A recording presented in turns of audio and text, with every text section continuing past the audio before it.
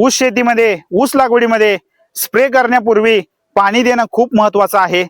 तर आपण पहिला पाणी द्यावं, त्यानंतर स्प्रे करावं किंवा फवारणी करावी। महागणपती कृषी मराठी यूट्यूब चॅनल मध्ये सर्व शेतकरी बांधवांना स्वागत आहे। तर ऊस शेतीमध्ये आपण फवारणी का करावी, फवारणी केल्याने कोणते फायदे होतात, ही चर्चा आज आम्ही करूया।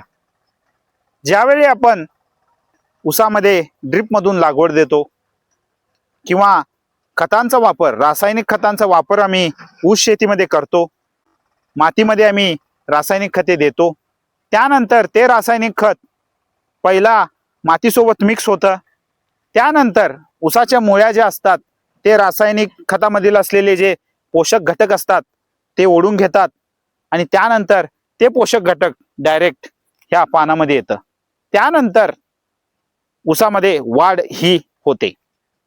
तर ह्या पद्धतीने आपण रासायनिक खते वापरल्याने आपण ह्या पद्धतीने ऊसाला पोषक तत्व देऊ शकतो।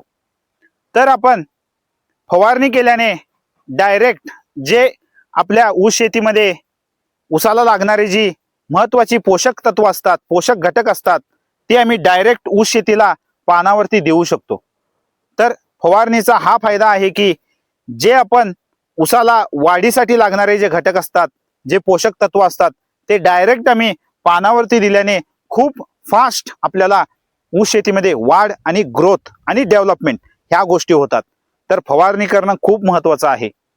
तर आपण रासायनिक खत वापरत असाल, त्याचा रिझल्ट यायला आपल्याला काही दिवस लागतात, परंतु ज्यावेळी आपण फवारणी करतो, डायरेक्ट पानावरती जे पोषक तत्व देतो, त्यावेळी आपल्याला फास्ट दुसऱ्या दिवशी आपल्याला रिझल्ट भेटतो। तर ह्या पद्धतीने आपण ऊस शेतीमध्ये फवारणी करणं खूप महत्वाचं आहे। फास्ट ग्रोथसाठी आणि फास्ट रिझल्टसाठी आपण फवारणी करणं खूप गरजेचं असतं। तर फवारणी केल्याने ऊस शेतीमध्ये खूप छान पद्धतीनं वाढ होते आणि ऊस शेतीमध्ये आपल्याला जास्त उत्पादन भेटतं। तर ऊस शेतीमध्ये आपण लावण केल्यापासून आपण 20व्या दिवशी पहिली फवारणी ऊस शेतीमध्ये घ्यावी। तर पहिल्या फवारणीची संपूर्ण माहिती या व्हिडिओमध्ये आहे, तर आपण ती बघू शकता आणि त्या पद्धतीने पहिली फवारणी करू शकता। त्यानंतर ऊसामध्ये सर्वात महत्वाची गोष्ट ऊसाचे फुटवे असतात। तर फुटवे कोणत्या पद्धतीने जास्त करावं, ही संपूर्ण माहिती या व्हिडिओमध्ये आहे। त्या व्हिडिओमध्ये कोणते टॉनिक वापरल्याने फुटव्याची संख्या जास्त होते, ही संपूर्ण माहिती या व्हिडिओमध्ये आहे, तर आपण ते बघू शकता आणि त्या पद्धतीने आपण ऊस शेतीमध्ये फवारणी केल्यानंतर फुटव्याची संख्या जास्त होते। आणि एकदा का फुटव्याची संख्या जास्त झाली तर ऊस शेतीमध्ये वाढ करणं खूप महत्वाचं असतं।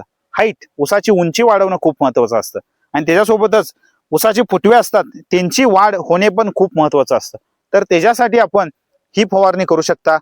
ऊसाची हाईट कोणत्या पद्धतीने वाढते आणि ऊसाच्या फुटव्यांची हाईट पण खूप छान पद्धतीने वाढते, ही संपूर्ण माहिती ह्या व्हिडिओमध्ये आहे। तर त्या पद्धतीने आपण ऊस शेतीमध्ये उंची वाढवण्यासाठी ही फवारणी घेऊ शकता। तर ह्या पद्धतीने आपण ऊस शेतीमध्ये फवारणी केल्याने खूप छान पद्धतीने आपल्याला ऊसामध्ये वाढ आणि ऊसांची फुटव्यांची वाढ ही फास्ट होते। तर जास्त उत्पादनासाठी फवारणी करणं खूप महत्वाचं आहे।